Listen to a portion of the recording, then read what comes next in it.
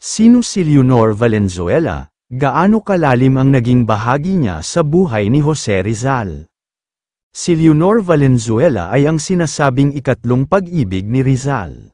Ang hapdi ng naunsyaming pag-ibig ay pilit na nilimot ni Rizal nang siya ay bumalik sa Maynila upang ipagpatuloy ang kanyang pag-aaral sa Universidad ng Santo Tomas.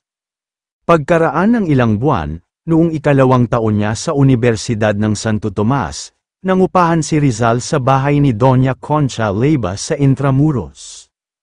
Ang kapitbahay ni Doña Concha ay sina Kapitan Juan at Kapitana Sanday Valenzuela ng Pagsanhan, Laguna, na may magandang anak na babae, na nagngangalang Leonor Valenzuela o kilala rin sa palayaw na Orang.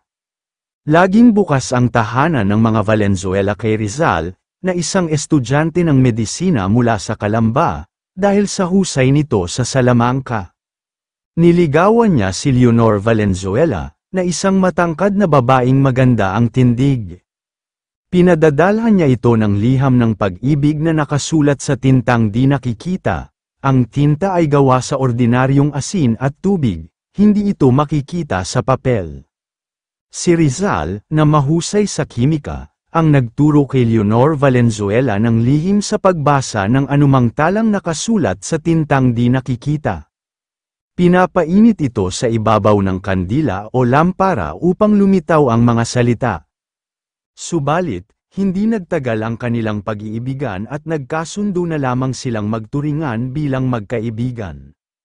Kung kayo ay aking tatanungin, anong masasabi ninyo sa talambuhay na ito, mag-comment lang.